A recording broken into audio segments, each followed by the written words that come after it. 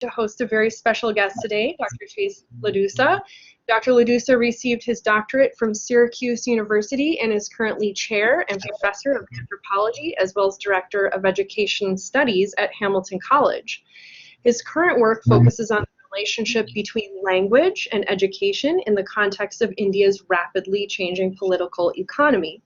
In addition to a number of articles, Dr. LaDousa is also the author of the book Hindi is Our Ground, English is Our Sky, Education, Language, and Social Class in Contemporary India, published in 2014, and I think I have a copy of it right here. And in addition to his work on India, Dr. LaDousa has also worked on the importance of fun in expressive culture in U.S. institutions of higher education and published the book Signs of Play, Faith, Race, and Sex in a College Town in 2011. Without further ado, please help me in giving a warm virtual welcome to Dr. Chaise LaDousa. All right. Thank you, Sarah, Andrea, and Marissa. I really appreciate the invitation to talk about the subject of my talk is the place of language and how people use language to reflect on their participation and the participation of others in coaching classes for, in particular, an exam that looms large in India's imagination of exams and their gateways to professions and positions, the UPSC, or the Union Public Service Commission examinations. Today, I'm going to talk about that research. That research began in 2014 and really constitutes a sort of second project. I'll talk a little bit also about what led me to that interest, or an interest in coaching in general, and that is a project that started much earlier and resulted in the book that Sarah showed you, and that is work in schools, in elementary schools, and all the way up to junior colleges in Varanasi. I want to talk a little bit along the way about the importance of thinking about language in a very particular way. That's characterized a lot of my research, and that is because I'm a linguistic anthropologist. An anthropologist who, yes, is interested in the cultural politics of the world, but who has a special interest in language, and not just language as a code for understanding reference, but the language as something in the world that people actually use to do various things that they do. And the ways that these are embedded in the world provides a rich notion of context that linguistic anthropologists feel is sometimes lacking in other areas of anthropology. All right, so that's the talk. I'll talk about an earlier project. I'll talk a little about linguistic anthropological theory, and then I'll basically end with the subject of the talk, which is I'll have a few things to say about coaching and work that I've been doing around coaching centers. My own work in linguistic anthropology began in 1994 when I was a student in the Hindi language program at the American Institute of Indian Studies. It's now located in Jaipur.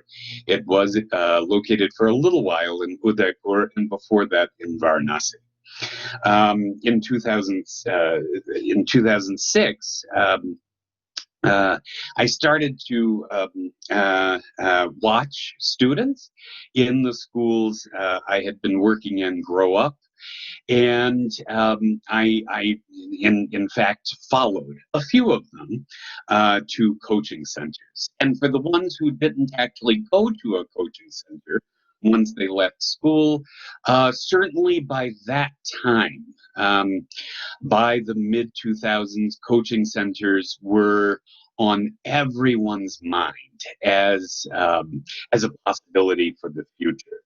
And then finally, in 2014, I managed to write up a small grant and head to India in a tense and terribly fortuitous time period when the issue of coaching centers for one test in particular had reached the national and international media. So that's the timeline. I learned very, very quickly in early research in elementary schools in Varanasi that that ways of linking what students were doing in a particular school with what they might do outside of that particular school in the world was mediated, you might say, that by this notion of media.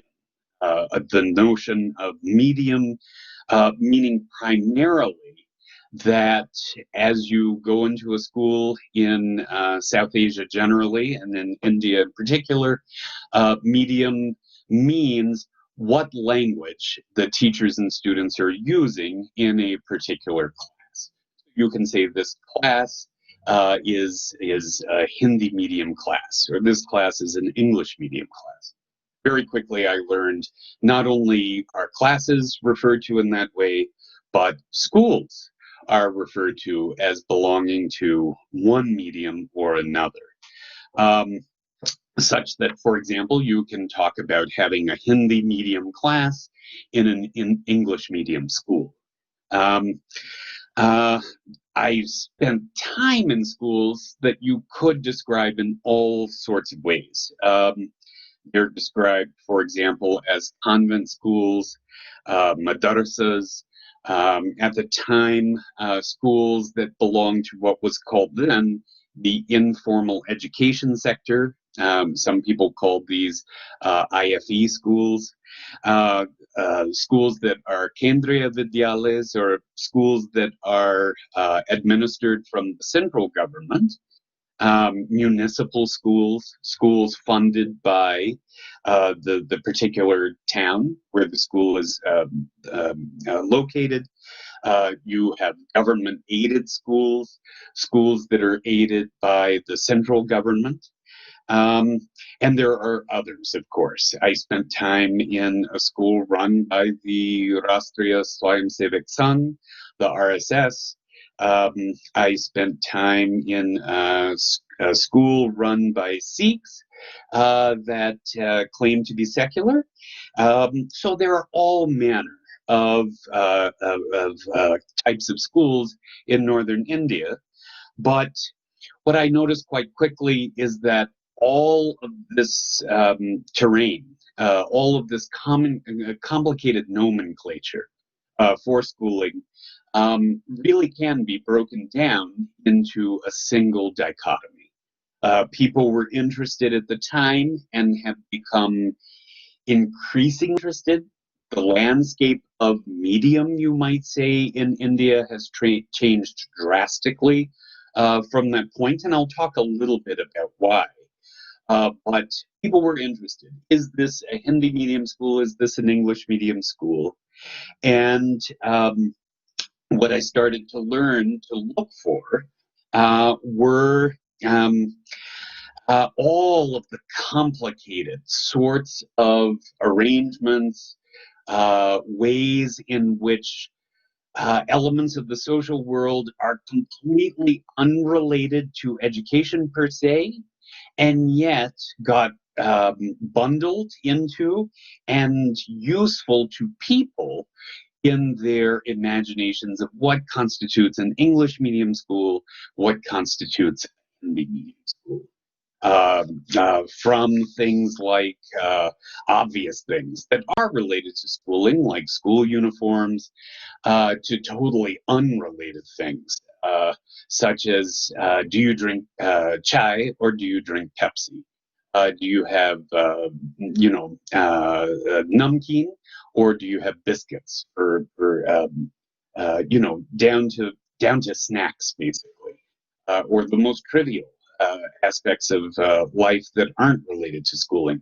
All of these elements I found being woven together, as it were, into making this dichotomy between what is English medium and what is Hindi medium. In part, one of the things that helped me do this was the way that linguistic anthropologists think about language.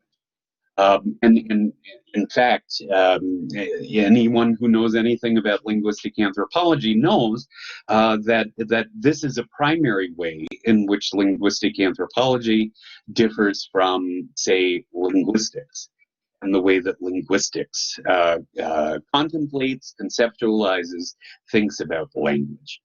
And here I will talk a little bit about theory for a moment. Most continental philosophy, and in fact linguistics, draws on the work of an early modern linguist, Ferdinand de Saussure. Ferdinand de Saussure had it that language is a system of difference. A system of difference organized on the one hand by what he called signifiers, or he called them acoustic signals, sounds. And on the other hand, by what is signified, or what de Saussure argued was in the mind. In the mind of every speaker, as speakers receive acoustic signals and put those signals together with thoughts, or what he called thought images, such that you can hear a sound like cat, and now you have in your mind some creature. And the fact that this happens is a fundamental property of language. That the purpose of linguistics, according to Saussure, is to look at the differential ways that systems of signs made up of signifier and signified themselves relate to one another toward the production of what de Saussure called value.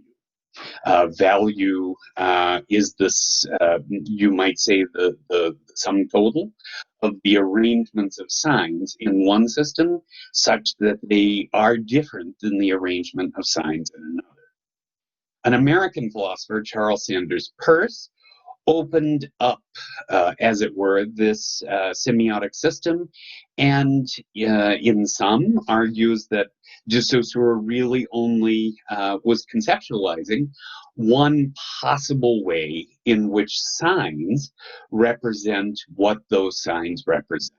In Peirce's terminology, the object of representation. And so Peirce argued, yes, de Saussure is quite right in his notion that signs, such as the sound cat, have an arbitrary or a non-motivated relationship to thoughts. And I started to think about, yes, this is the exact same sort of relationship that one thinks about when one says that this phrase, Hindi medium school, or this other phrase, English medium school, corresponds to entities out in the world. There's nothing in the natural world that would say we need for a set phrase to that particular set phrase to refer to some entity as can be accomplished in that moment of reference. But Peirce argued there are other sign relationships. For example, a sign may also represent its object through what he called indexical relationship. An indexical relationship is not based on an arbitrary relationship between the sign and its object, but rather is, in Peirce's terminology, motivated. For example, when I would visit Hindi medium schools, the principal would order snacks. And I would say something like, I like chai. I'm happy that chai is part of our snacks. And she would knowingly giggle and say, yes, I know you've been to English medium schools. Uh, do you really like chai or do you prefer Pepsi? And indeed, I must say that when I visited English medium schools, Pepsi, Coca-Cola, some sort of fizzy drink that could be transported into the room in a bottle that our, peon opened with the top in a very dramatic sort of style was part of the whole performance of what happened at an English medium school. There's no relationship of reference between saying that a type of snack and a kind of language medium school are attached to one another. One could do that by describing a situation, but one didn't have to. Those elements and what they represented simply cohered with one another in a performance. People knew about them, and people could then even play with intimations about what you knew and joke around a bit about their difference from the other kind of media. This first called an indexical relationship, and indeed I came to find out a whole series of indexical associations between what kinds of students, what kinds of teachers, what kinds of books, what kinds of uniforms, what kinds of buildings, and what kinds of families, what kinds of family aspirations, dreams, um, and the snacks figured into what one actually experienced at an English medium school versus a Hindi medium school were, you might say, complementary.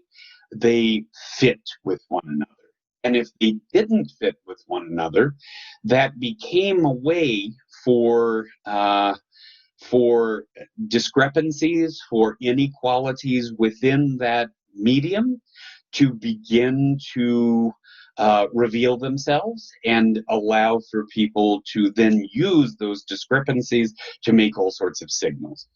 For example, among English medium schools, whether a school had actually attained board affiliation with a school board quite notorious in the difficulty of attaining board affiliation. It's called the Central Board of Secondary Education. In the 90s, at least, not many schools in Varanasi had actually attained board affiliation. So English medium schools would put on their signboard CBSE, and schools where board affiliation actually had been achieved, they were quick to say, but we actually have board affiliation. These are a bunch of pretenders. They've maybe applied, but who knows whether they'll get it. So, indexicality is the way that signs actually become embedded in contexts of the social world, in extremely complicated systems of, you might say, complementarity or contiguity. The last relationship between sign and object that first talked about was iconicity, or an icon. Signs can also resemble their objects of representation through mere resemblance. And so people began to point out, sure enough, my stereotype of what a Hindi medium student is, my stereotype of what an English medium student is, actually corresponds to some index out there in the world of someone actually doing something. Or perhaps what that student was doing violated that stereotype. And you can use that as well in sort of an iconic fashion to say, that person is revealing their true colors and doesn't really belong to this category. It was in this way, and using this theoretical apparatus, that I began to imagine that this language difference was really far more, was about far more than language. This concept is now, and at the time was a growing interest in linguistic anthropology. And if you're interested, many linguistic anthropologists have published now about what is called language ideology, or ideas that people have about language and its relationship with the social world. And many linguistic anthropologists have argued, well, language ideology isn't even primarily about language as a code. It's actually about the various semiotic relationships by which language actually emerges in the world as a social entity. All right. My work in Benares continued. I made several trips back to the city. I found very quickly that the terrain of medium itself was shifting. I recently was in India, and I was telling an older fellow who had actually been a retired professor. He is now a retired professor at Indian Institute of Technology at Kanpur, and he very in a friendly and patronizing fashion said, "Oh, that world you're describing, it's gone." And I said, "I know, I even have a sense of why." The Sarva Shiksha Abhiyan, the Right to Education Act in the Parliament, this movement, as well as this piece of legislation, have been institutionalized to make it so that now a great many schools have cropped up all over the nation of India, and at the same time, a great many schools not connected to the government have also cropped up all over the nation of India. In the second category, of course, you're talking about private schools, not necessarily elite. In fact, not many new elite schools have come along. Proportionately, what you're talking about are fairly cheap private schools meant to please and satisfy the educational ambitions of people who you would hardly describe as elite. And the rise of these two very different kinds of institutions, you might say, have solidified the medium difference or the medium distinction, let's say, such that now, unlike in the 90s, frankly, if you have this term Hindi medium on the table, people, it's almost a foregone assumption that school is somehow associated with the government. If you have a private school, the assumption is that school in some way has some pretension to an association with English. The association may not be valid. Again, this whole field of English medium education in India has become, you might say, fractured in new ways with new sorts of distinctions. But that relationship between private and English is very much there.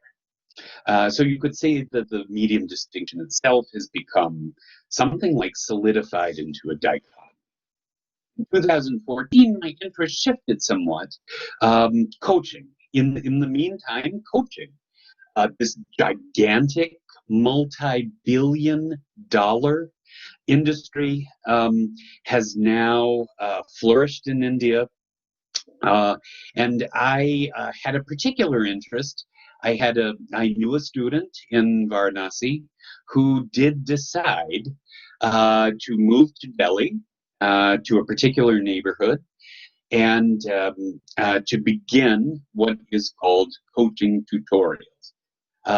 To sign up, to pay pretty exorbitant, especially for the student and his background, fees, to undertake tutorials for what is considered to be the most prestigious exam for the civil services in India, and what some people describe as the most competitive exam on earth.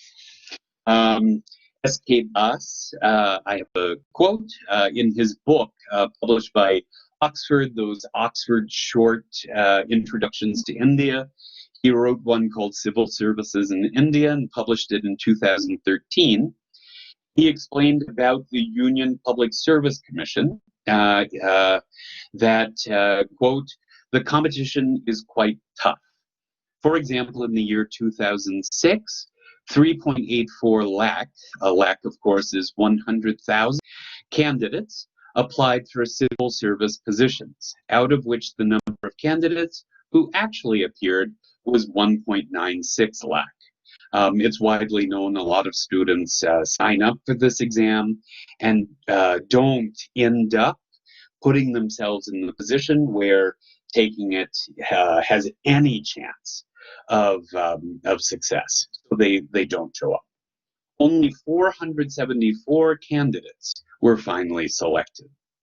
This means that only 0.12% of those who appeared for the examination were successful.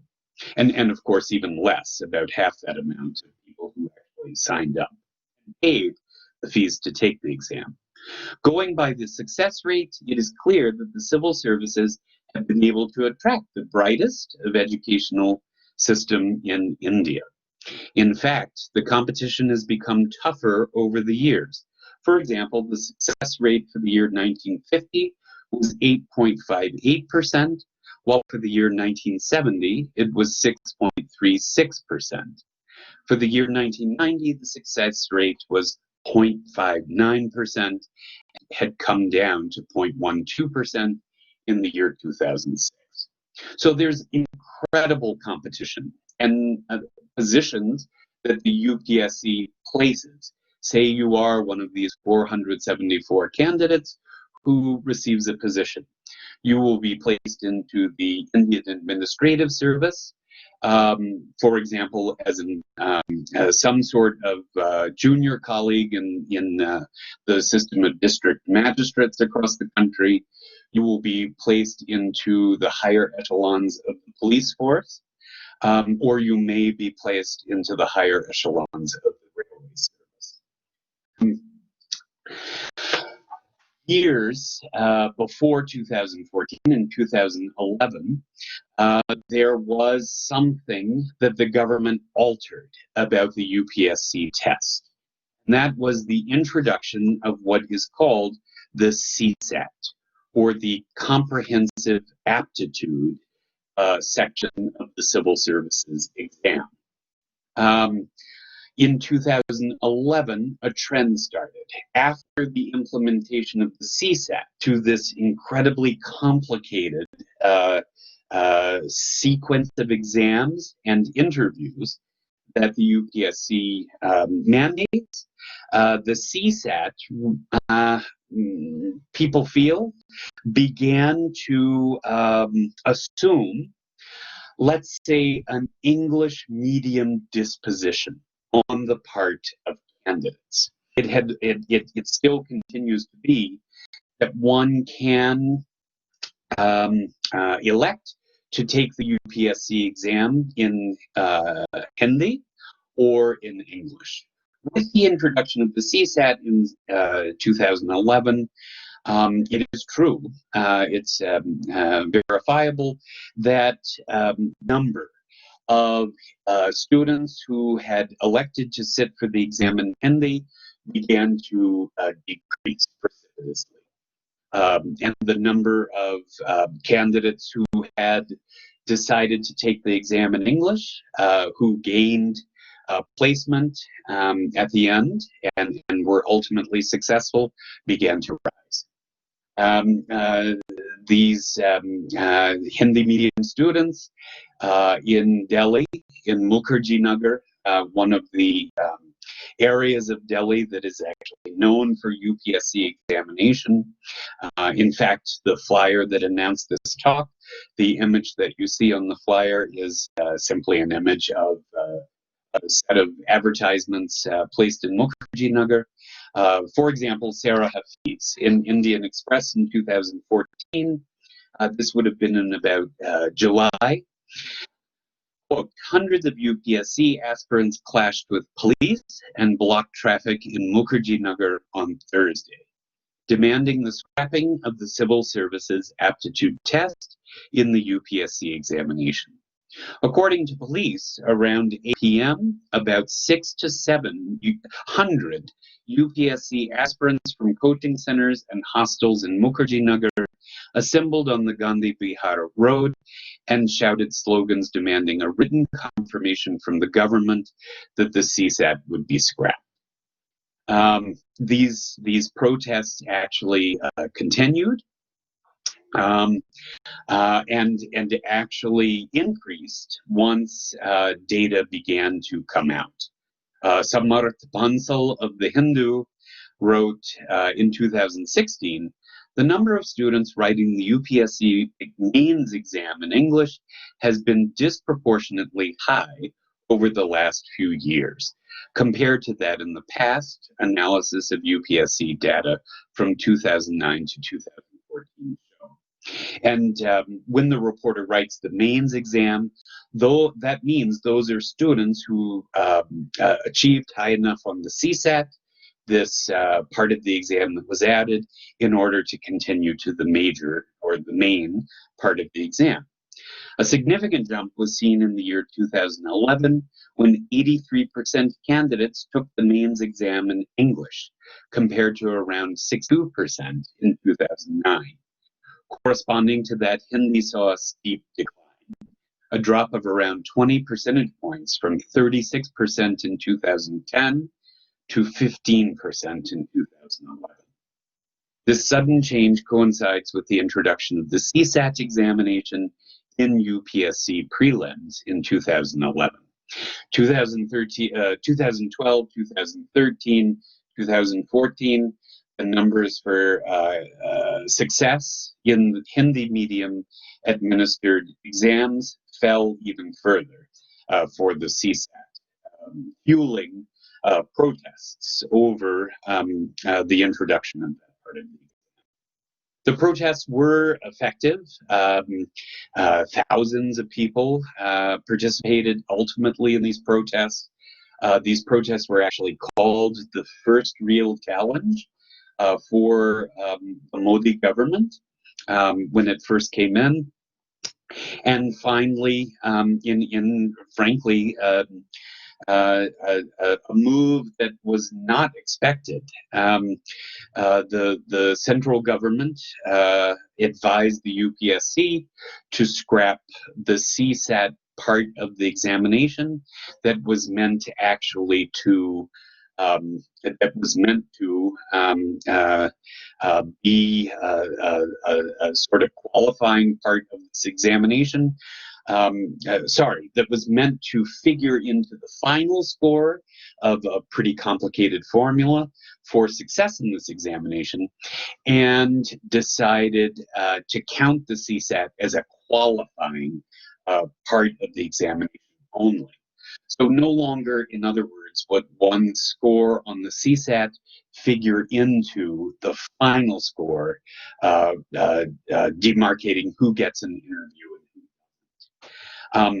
Gauri Kohli for the Hindustan Times wrote in 2016, last year's decision by the central government to make the civil services aptitude test a qualifying paper in the UPSC exam came as a huge relief to lakhs of aspirants.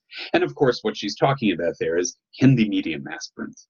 The General Studies Paper 2 in the Civil Services Preliminary Exam is now a qualifying paper, with minimum qualifying marks fixed at 33%. And frankly, that is quite low. They set the bar so low that nearly no one would be excluded by the CSAT. This means that every student is required just to pass this paper with a minimum of 33% marks. These won't be added to the final results of the preliminary exam. And what end quote? What this reporter is reporting on is that the UPSC actually responded to these protests and took this part of the exam out. In my own fieldwork, I went to Mukherjee Nagar in 2014. I started to work in a number of coaching centers. One was an English medium coaching center. I attended tutorial classes for the UPSC, happen in 3-hour periods. One goes into some sort of a classroom, sometimes a gigantic conference hall, sometimes quite a small classroom that can fit maybe 8 to 10 students. And 3-hour shift where a lecturer basically gives a lecture very, very quickly. An enormous amount of information is conveyed, and then at the end there are about 15 minutes left for students to ask questions. Usually those questions are about clarification of aspects of the lecture that students didn't understand. I worked in an English medium coaching center. I attended classes in a Hindi medium coaching center. And what I quickly found is the coaching center actually became an index of the success of the coaching instructor. I did not go to what is considered a really successful coaching center. One of the most notorious coaching centers in Delhi, of course, is called Success Coaching. Successful coaching centers means that you have air conditioning. It means you've got a gigantic, for Mukherjee Nagar, real estate prices have risen. Mukherjee Nagar is an expensive place to set up shop. Successful coaching means there's several tutors working for a central tutor who usually works as something of a manager of those other tutors and is a liaison between those tutors and a boss. None of the coaching centers I worked in were like this. The coaching centers I worked in, the English medium one and the Hindi medium one, were owned by tutors who had managed over the years, about 10 years in each case, to build what they described as a clientele. A clientele means a reputation by which students would actually come to know of them as successes, meaning success meant that at least one, preferably 2 or 3, but frankly, in these tutorial centers with relatively small batches, here we're talking about in the English medium center and the Hindi medium center, each tutor was, the owners were tutoring 3 batches of 40 students each at any one time, which frankly meant success in this market. Each of the owners had been able to buy a flat in Mukherjee Nagar, which is, again, very expensive real estate. They had been able to buy their own classrooms in which students could sit and watch them.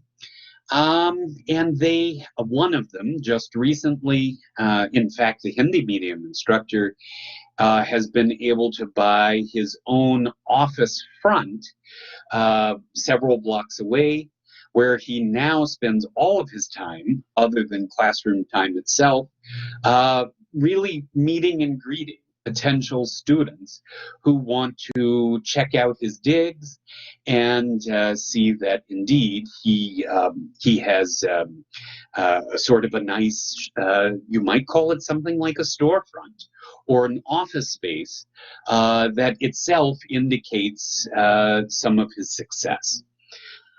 I also worked with another fellow who had not been so successful. And in fact, he had come to rotate through other people's institutions. He is a tutor. He has a bit of a reputation, but he had moved on. He had moved on from Bihar, where he had begun tutorials, to Delhi, where he had a friend who owned a small office, and he now is still rotating between batches taught in Patna, in Varanasi, and in Delhi. And what I began to see is that coaching itself,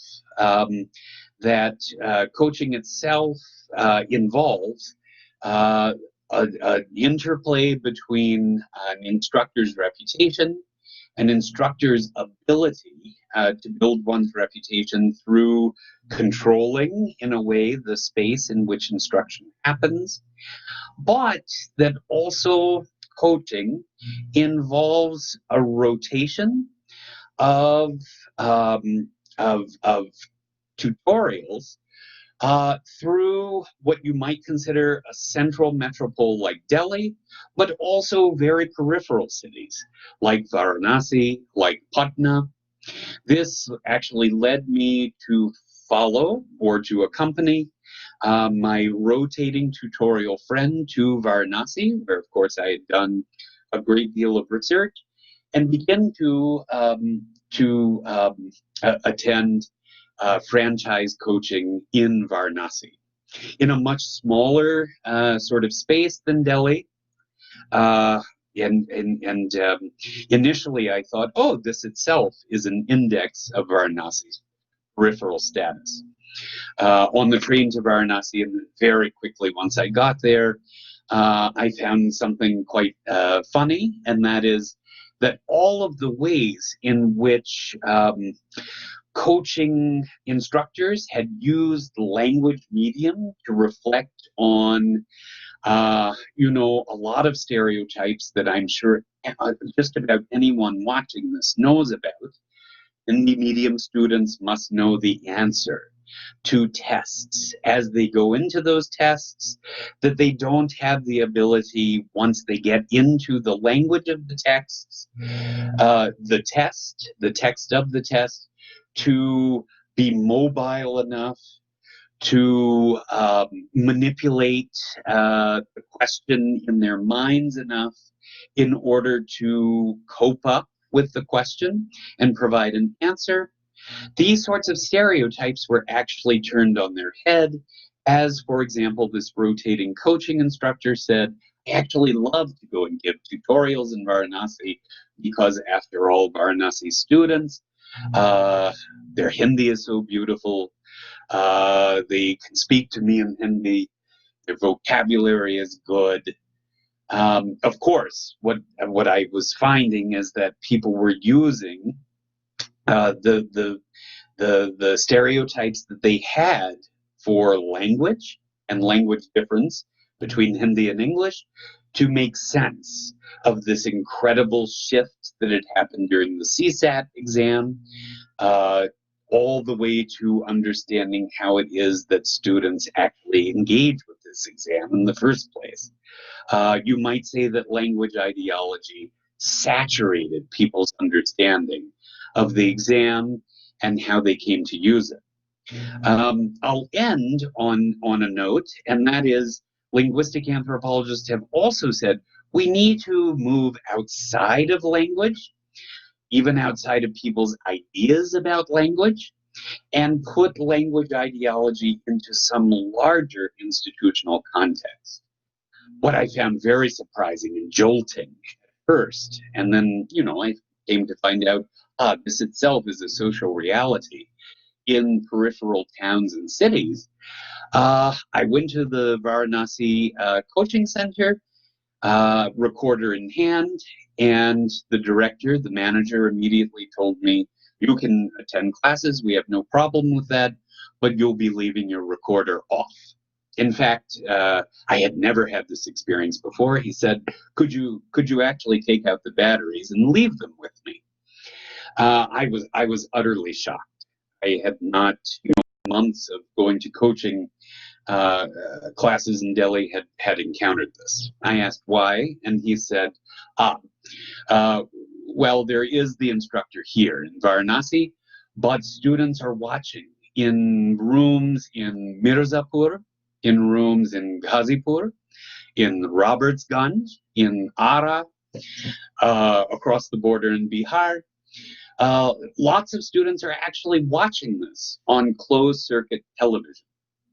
And we have told the instructors who are doing these lectures for us that their lessons are part of our property, and that we are offering these lessons in exchange for the tuition, which of course is less for them because they're simply watching. And what I began to understand quite immediately is that there are new forms of inequality, you might say, peripheral students from very meager backgrounds coming to very small cities, really towns, consuming lectures from small metros that themselves are on the periphery of coaching center practices in Delhi. These students will never, for example, have the kinds of interaction with coaching instructors that they can get in Delhi, that then often go on to become the basis of relationships that they will enjoy, whether they are successful in this exam or not. And that very few in Delhi, for example, are very concerned about this because, in part, I wouldn't say that it's a cause and effect relationship, but because in part of the way that they think about coaching through language difference. And by simply, you might say, riding this train, forgive the sort of imagery, of from one location to another location, actually finding innovation, technological innovation in what would be considered in a coaching scheme sort of idea of things, a very peripheral place, actually finding innovation that is meant, or that's introducing, let's say, a new form of inequality that's not likely actually to be reflected on by anyone focused on language and the way that language medium sort of bifurcates or forms a divide in this world, totally unregulated world of coaching, whether for the UPSC exam, all the way down to the very beginning levels, now elementary school. All right, I hope we have some time left for questions. Apologies for going so long, but that's what I've been up to, and that's how this project has evolved into an earlier project, such that now I'm interested in the world of coaching.